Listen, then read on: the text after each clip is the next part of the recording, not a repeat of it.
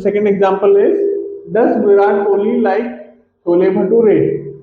Okay, so he loves to play cricket. So he loves to play. There are two verbs: love, play. Cricket is the object. Okay.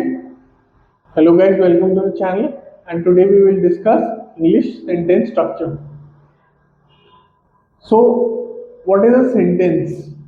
Basically, a sentence is an agreement between a subject and a verb.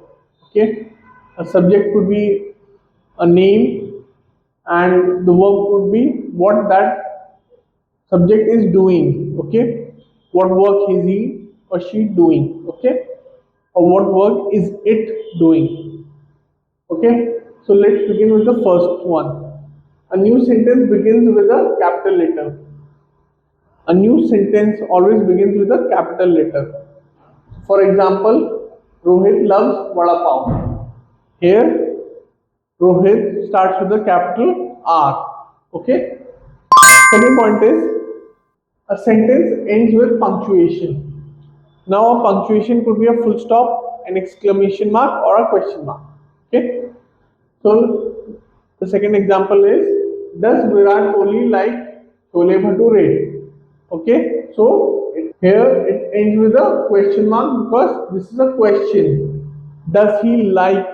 Okay, or if the statement said Virat Kohli likes chole bhature, then we should have ended it with a full stop. Okay.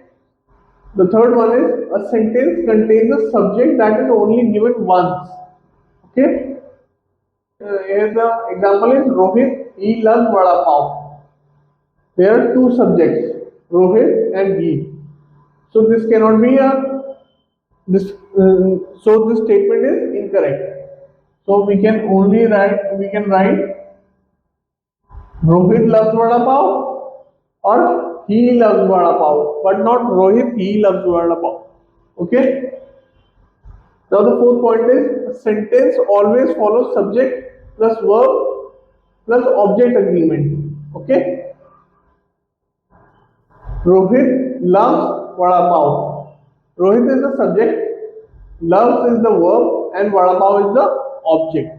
Okay. He loves to play cricket. So he loves to play. There are two verbs: love, play. Cricket is the object. Okay. The fifth and the last point is, a sentence must have a complete idea that stands alone. A sentence must have a complete idea that stands alone. So this is also called an independent clause. Does Virat like chole bhature? Okay. Again, this statement is standing alone. Okay. It doesn't need other statement to support it. So that's why this is an independent clause. There is no dependency for it. Okay. So this is some of the rules for English sentence structure. I hope you like this video, and if you have any further questions, please comment down below, and I'll see you in the next one. Thank you. So if you like this video, please make sure to hit the like and subscribe button